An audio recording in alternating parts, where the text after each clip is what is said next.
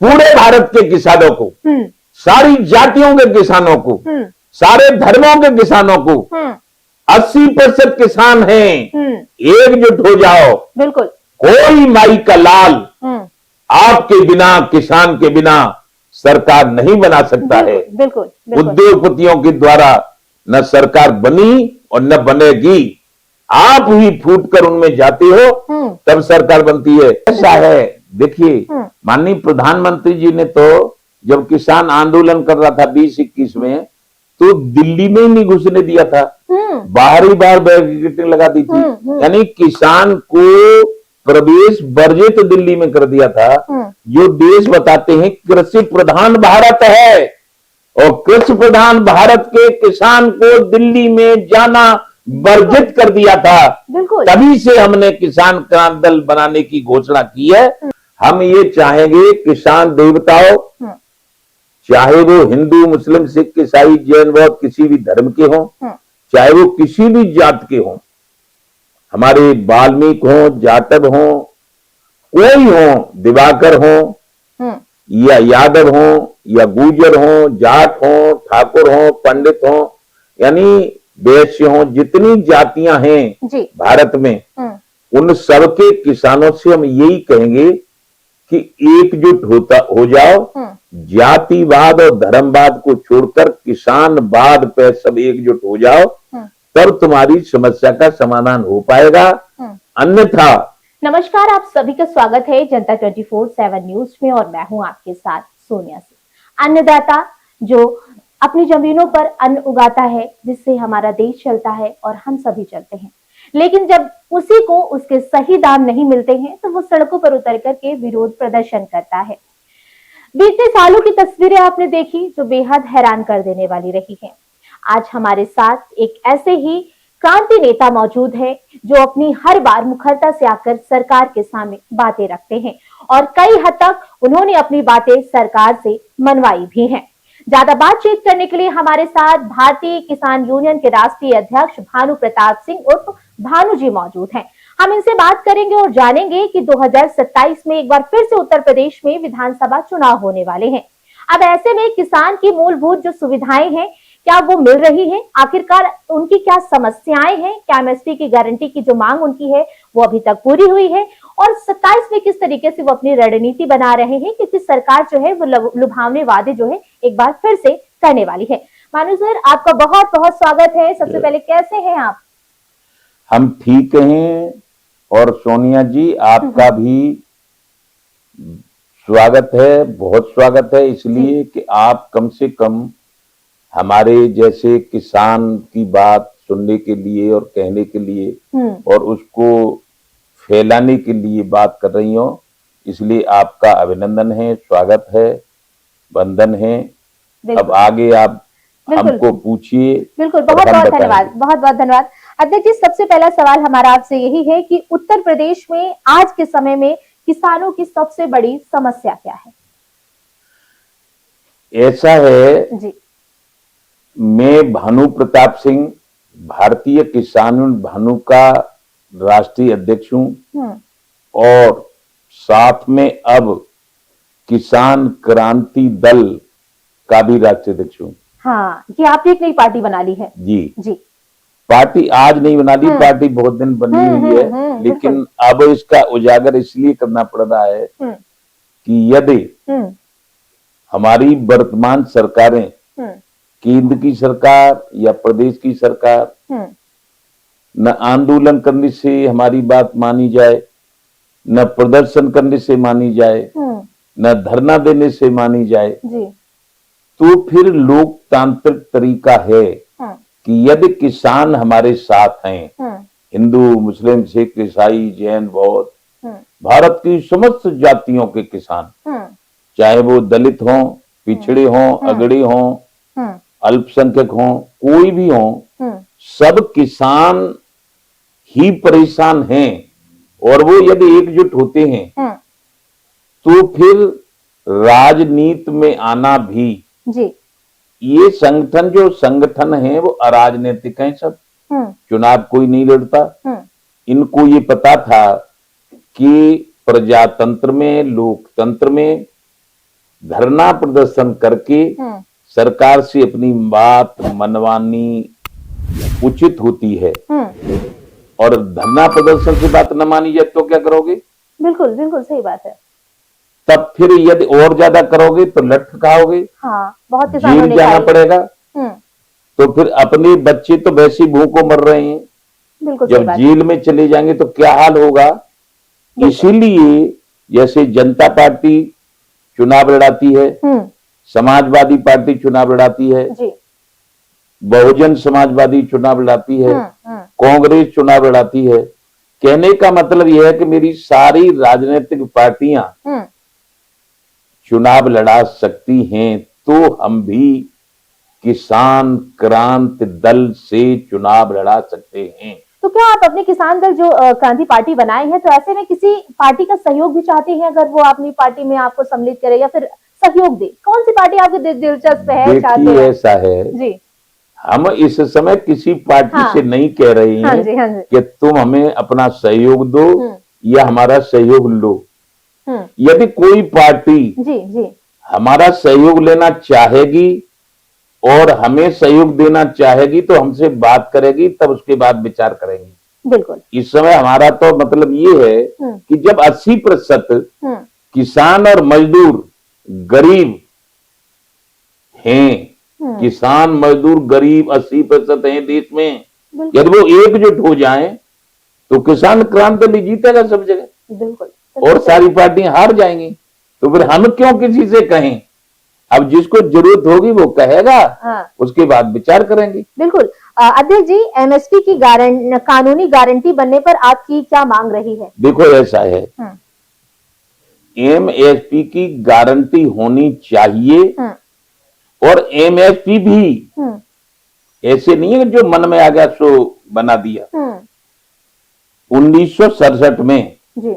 मैं उत्तर प्रदेश का रहने वाला हूं, इसलिए उत्तर प्रदेश की ही मिसाल दूंगा। बिल्कुल। 1967 में माननीय हमारे पूजनीय किसानों के नेता, किसानों के मसीहा, किसानों के देवता चौधरी चरण सिंह जी मुख्यमंत्री बने थे। जब इससे पहले किसान बहुत परेशान था, किसान का कोई व्यापारी भाव नहीं लगाता था, तो उन्होंने एकदम गेहूं का रेट सरकारी बनाकर 76 रुपए कुंटल और सरकारी खरीद करवाई थी। उससे पहले 20 रुपया, 15 रुपया, 30 रुपया कुंटल बिक रहा था। उन्होंने 76 रुपए कुंटल पे सरकारी खरीद करवाई थी। हर तहसील में, हर ब्लॉक में कांटे लगवाकर खरीद करवाई थी। किसान को बहुत अच्छा लगा था। उस समय पे हमारे गेहूं की कीमत तो 76 रुपया थी, लेकिन जो प्राइमरी के सरकारी अध्यापक हैं उनकी तनख्वाह 70 रुपया थी और पुलिस वाले जो सिपाही बनते हैं उनकी तनख्वाह 71 रुपया थी। अब 70 के तो माननीय हमारे अध्यापक महोदय आंदोलन करते रहे, प्रदर्शन करते रहे, धरना देते रहे जी। और सरकार उनकी सुनती रही। तो उनकी तनख्वाह तो 70 रुपया से 70,000, 85,000 और 1 लाख हो गई है।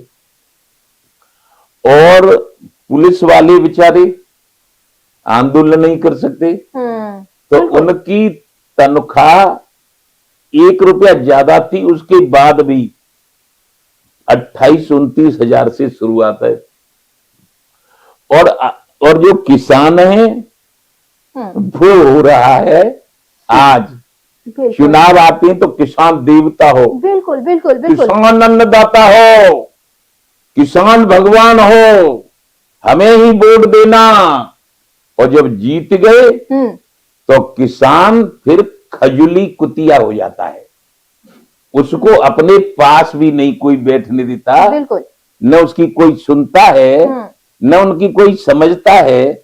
और किसान भी बेचारा इतना मजबूर है कि वो कुछ हो जाते हैं माननीय राजनाथ सिंह के साथ, कुछ हो जाते हैं, अब वो नहीं रहे मुलायम सिंह नेताजी, तो अखिलेश के साथ जी। कुछ हो जाते हैं बहन जी की मायावती के साथ, कुछ हो जाते हैं चौधरी जयंत जी के साथ, यानी बट जाते हैं जातियों में। तो जातियों में बढ़ जाते हैं तो उनको कोई पूछता नहीं है, तो इसलिए 76 की अभी 6000 भी नहीं हो पाई कीमत गेहूं की। बिल्कुल। तो क्या ये चुनाव आते ही जाति राजनीति होने लगती है? ऐसा है, चुनाव जब आते हैं तो जातियों के नेता उनमें भेजे जाते हैं। जैसे भारतीय जनता पार्टी में जो ठाकुर होगा वो ठाकुर के क्षेत्र में भेजा जाएगा, जो यादव होगा भाजपा में, जैसे हमारे मध्य प्रदेश के मुख्यमंत्री बने यादव जी, मोहन यादव जी, हाँ, तो वो भेजे जाएंगे यादवों में, तो वोट डलवाओ भाजपा को, जितवाओ। पंडित जी होंगे तो राजस्थान के मुख्यमंत्री भेजे जाएंगे। ऐसे करके वोटों को बांट देते हैं। अरे हमारा प्रयास है कि हिंदू मुस्लिम सिख ईसाई जैन बौद्ध भारत की समस्त किसानों की जातियां एक होकर किसान क्रांति दल में आए, और यदि ये सरकार हमारी बात ना माने तो इनको हरा दें, इनको भगा दें सत्ता से। बिल्कुल। लेकिन हमारी मांग है जी, पहले हम इस लपड़े में पड़ना भी नहीं चाहते। हम चाहते हैं कि ये जो केंद्र में हमारी सरकार बैठी है, हम माननीय श्रीमान नरेंद्र मोदी जी से, माननीय श्रीमान अमित शाह जी से, और माननीय श्रीमान शिवराज चौहान जी जो कृषि मंत्री हैं उनसे, बिल्कुल, और माननीय श्रीमती निर्मला सीतारमण जी जो वित्त मंत्री हैं, और माननीय श्री राजनाथ सिंह जो पूरे देश की रक्षा करते हैं, तो हमारी भी रक्षा करो, रक्षा मंत्री हैं। इन सबसे ये मांग करते हैं कि हम जब पूरा जन्म निकल गया, हमारा बुढ़ापा आ गया, मरने को बैठे हैं, तो मरते वक्त तक तो कर दो काम।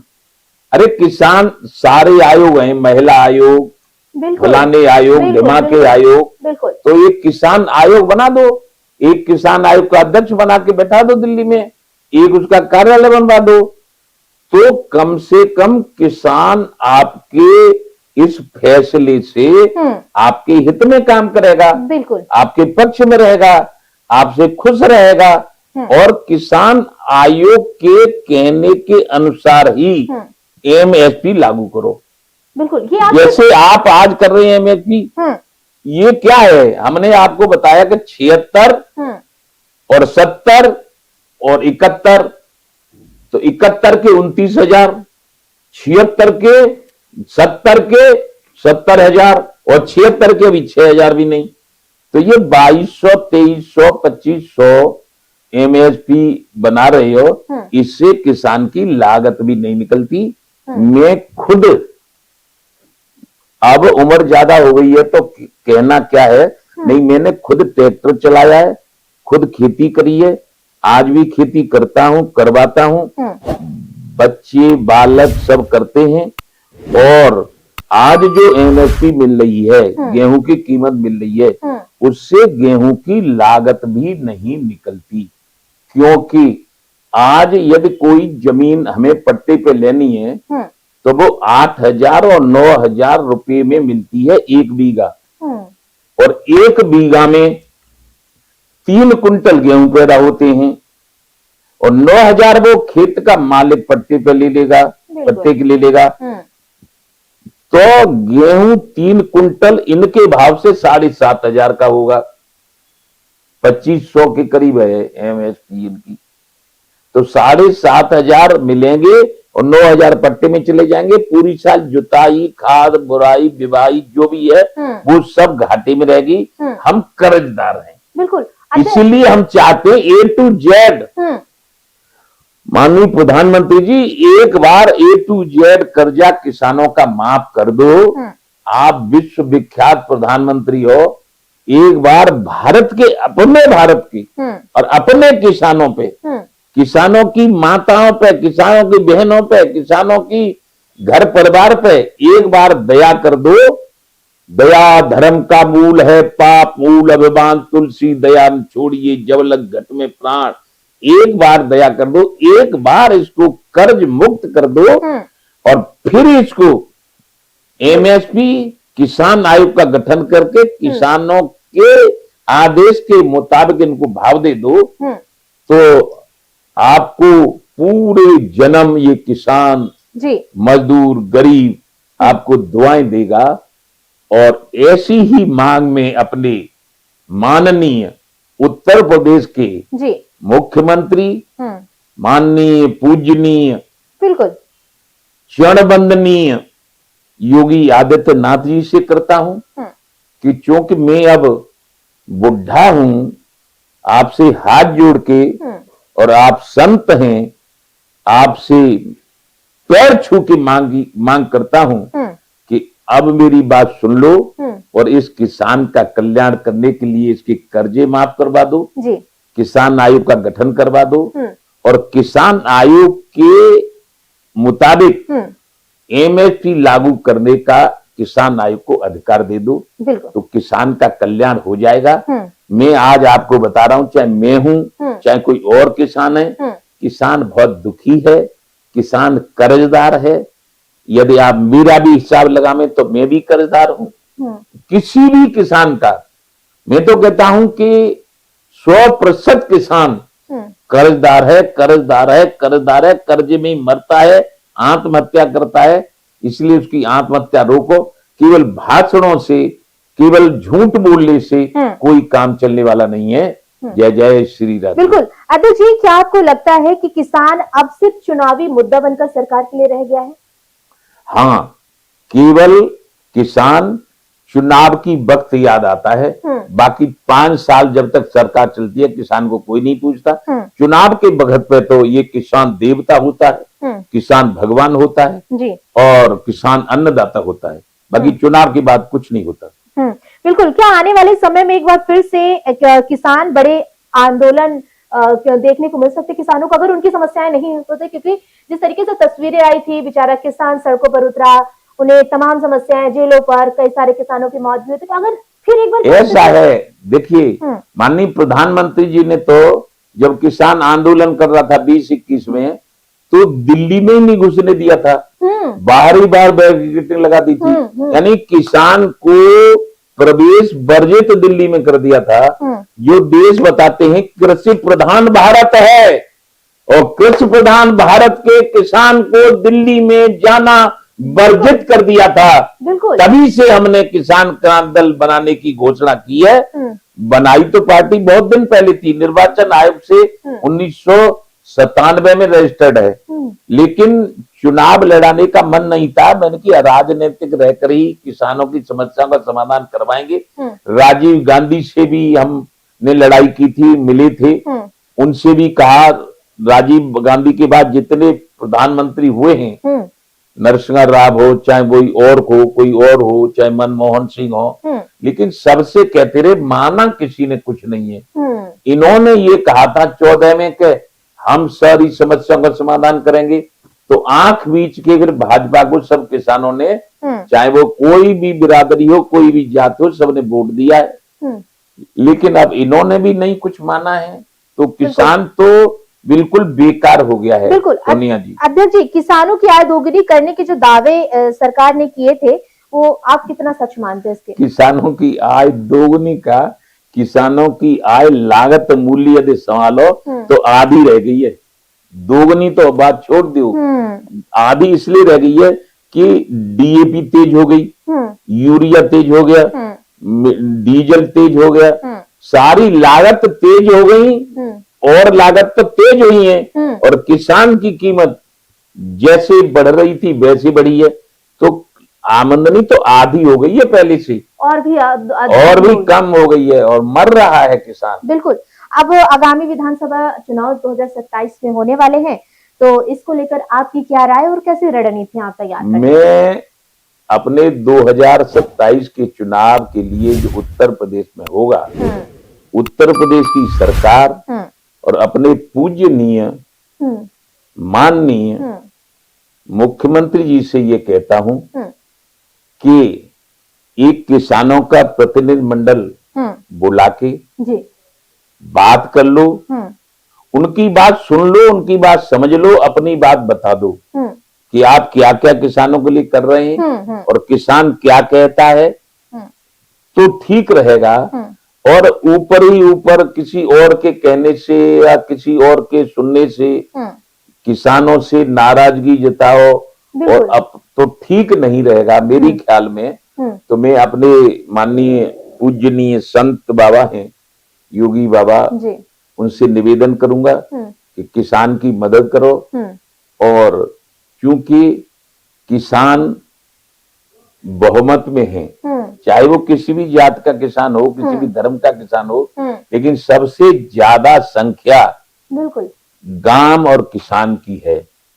पूंजीपति बहुत कम है। केवल पूंजीपति के वोट से आपका सरकार बन जाए सो नहीं बन पाएगी, लेकिन आपने किसानों के लिए काम किया था।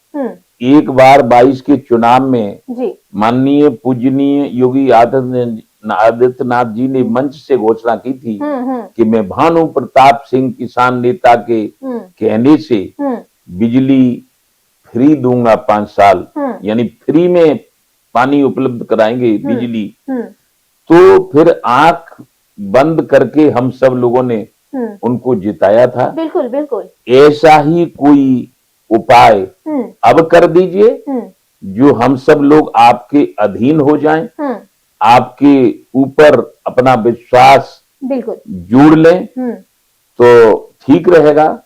और अन्यथा ऐसा नहीं होता है तो फिर हमको मजबूरी में किसान क्रांति दल से चुनाव लड़ाना पड़ेगा।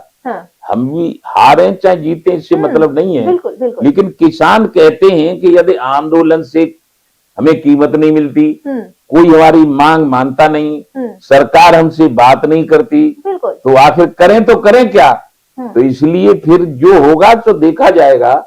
हम किसी को समर्थन नहीं करेंगे पार्टी को और को, लेकिन अपनी पार्टी से ही चुनाव लड़वाएंगे। बिल्कुल अध्यक्ष जी, जिस तरीके से सरकार कहती कि हम माफ कर देते, ये करते, आप ही बताइए कि जब वादे करते कि बिजली मुक्त कर देंगे, कर्जे माफ कर देंगे, कितना अभी तक माफ देखो किया है? कर्जे माफ करने की घोषणा की थी, लेकिन नोटबंदी से किसान कर्जे में डूब गया था। लोग कहते हैं, कुछ योग्य लोग, पढ़े लिखे लोग कहते हैं कि नोटबंदी से और किसान से क्या संबंध।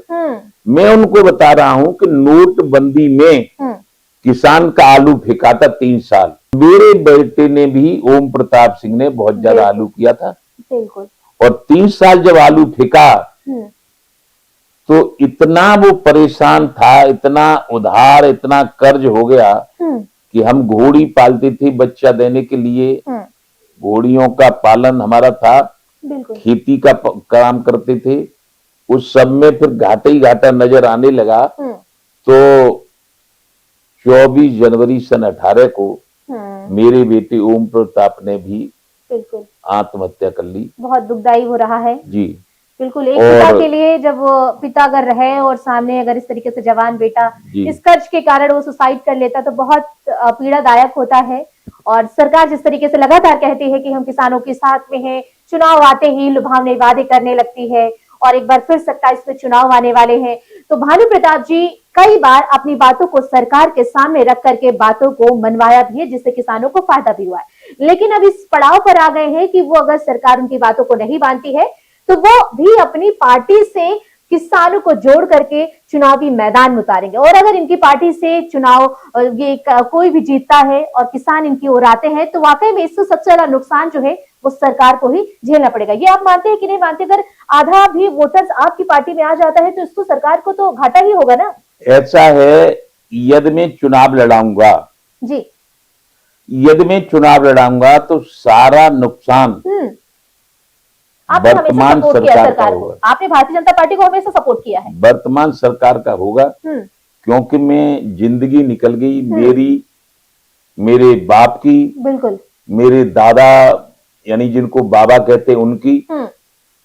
हमेशा से, जब से भारतीय जनता पार्टी बनी है, जब से भारतीय जनता पार्टी से पहले जनसंघ था, बिल्कुल जनसंघ से जनता पार्टी और जनता पार्टी से हमारे माननीय नरेंद्र मोदी जी, माननीय योगी बाबा जी, मैंने खुल के डंडा ठोंक समर्थन किया है।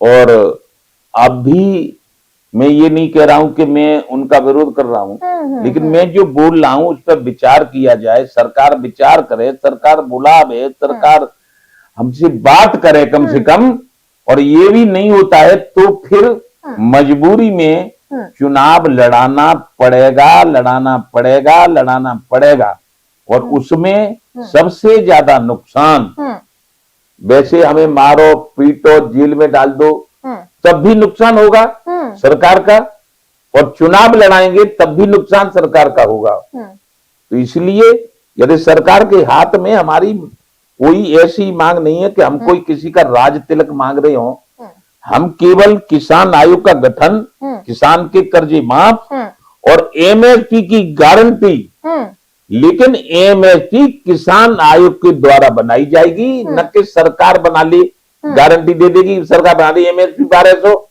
और गारंटी दे देगी यार, ऐसे थोड़ी। जो उचित स्वामीनाथन ने कहा था, लागत मूल्य का कम से कम 1.5 नहीं तो दूना लागत है खेती की। यदि पैदा की गेहूं की 2000 रुपया तो कीमत रहनी चाहिए 4000 रुपया, और लागत है 4000 तो कीमत होनी चाहिए 8000, लागत है 10,000 तो कीमत होनी चाहिए 20,000। इस तरह से एमएसपी तय करेंगे, उसमें कृषि मंत्री को भी बिठाया जाएगा और किसान आयोग भी बैठेगा, तब तय करके उस पर गारंटी का मतलब क्या होता है, जैसे सरकार ने तो खरीद लिया, बिल्कुल, अब माल किसान पे बचा, उसको व्यापारी खरीदने गए और सरकार ने 5,000 रुपया कुंटल खरीद लिया और किसान को पेमेंट कर दिया। अब जो माल बचा उसको व्यापारी खरीदने गए, उनने कहा कि हम 2,000 रुपए खरीदेंगे, तो ये अपराध है, ये कानूनन अपराध घोषित किया जाए कि एमएसपी से कम पे जो खरीदेगा वो कानूनन अपराध होगा, उसके खिलाफ मुकदमा लिखा जाएगा और वो व्यक्ति जेल जाएगा। बिल्कुल। अब लास्ट में आपसे अध्यक्ष हमारा यही सवाल है कि किस तरीके से अपने जो किसान, आपके किसान हैं, जो साथी हैं, उनको क्या मैसेज देना चाहेंगे? हम ये चाहेंगे किसान देवताओं, चाहे वो हिंदू मुस्लिम सिख ईसाई जैन बौद्ध किसी भी धर्म के हों, चाहे वो किसी भी जात के हों, हमारे वाल्मीकि हों, जाटव हों, कोई हों, दिवाकर हों या यादव हों या गुर्जर हों, जाट हों, ठाकुर हों, पंडित हों, यानी वैश्य हों, जितनी जातियां हैं भारत में, उन सबके किसानों से हम यही कहेंगे कि एकजुट हो जाओ, जातिवाद और धर्मवाद को छोड़कर किसानवाद पे सब एकजुट हो जाओ, तब तुम्हारी समस्या का समाधान हो पाएगा। अन्यथा जैसे आजादी के बाद केवल 2 तबके आजाद हैं, एक तो आजाद हैं राजनेता, अपनी तनख्वाह बढ़ाने के लिए, अपनी सारी व्यवस्थाएं बनाने के लिए,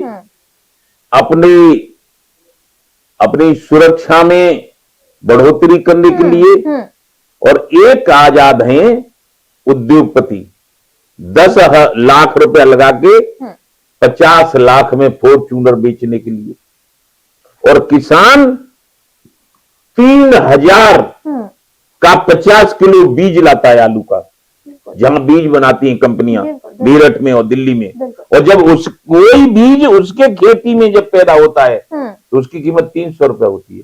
300 रुपए का कट्टा आलू बिकता है और 3000 का आलू आता है। तो बताओ कैसे पार पड़ेगी? बिल्कुल। कौन ले रहा है 3000 का? उनसे लगा दो कि 3000 का बीज लिया था तो कम से कम ये आलू की कीमत 2500 से कम नहीं होगी। कुछ हमारा भी ख्याल रखो, किसान का भी। बिल्कुल बिल्कुल। जब 150 100 फिकता है, आलू फिक रहा है, आलू फिकेगा तो आत्महत्या करेगा किसान। बिल्कुल बिल्कुल। और जो अन्नदाता है यही तो सब्जी पैदा करता है, यही रोटी पैदा करता है, यही दूध दही पैदा करता है, यही सब कुछ पैदा ये करता है, और लेकिन रूखी सूखी खाकर जिंदा रहता है। इसके बच्चों पे कपड़े नहीं है। बिल्कुल। तो आपका कहने का यही मतलब है कि अब जरूर समय आ गया है कि सारे लोगों को जागरूक होने का, सतर्क होने का और एकजुट होने का। पूरे भारत के किसानों को, सारी जातियों के किसानों को, सारे धर्मों के किसानों को, 80% किसान हैं, एकजुट हो जाओ। बिल्कुल। कोई माई का लाल, आपके बिना, किसान के बिना सरकार नहीं बना सकता है। बिल्कुल, बिल्कुल। उद्योगपतियों के द्वारा न सरकार बनी और न बनेगी। आप ही फूट कर उनमें जाते हो तब सरकार बनती है। आप जिसके साथ रहो, जो किसान की बात करेगा, अब वही देश पर राज करेगा। बिल्कुल, बिल्कुल, बिल्कुल। जय जय श्री राधे। बिल्कुल, बहुत बहुत अध्यक्ष जी धन्यवाद आपका, जो आपने इतनी सारी बातें हमारे साथ बैठकर आज साझा की और इतना कीमती वक्त हमें दिया। तो आज हमारे जो मेहमान रहे वो अध्यक्ष भारतीय किसान यूनियन के राष्ट्रीय अध्यक्ष भानु प्रताप सिंह और भानु जी रहे, जिन्होंने पूरी बातें किसानों की जो मेन समस्याएं हैं और क्या क्या रही और 27 में कैसी तैयारियां हैं उस पर मुखरता से उन्होंने बात रखी और कहा जो किसानों की बात करेगा वही देश पर राज करेगा और 27 में चुनाव होने वाले हैं, उसकी तैयारी भी ये अभी से करने लगे हैं। तो ऐसी तमाम खबरों के लिए देखते रहिए हमारा चैनल जनता 24/7 न्यूज। जर्नलिस्ट अमरीश के साथ मैं सोनिया सिंह, जनता 24/7 न्यूज, लखनऊ।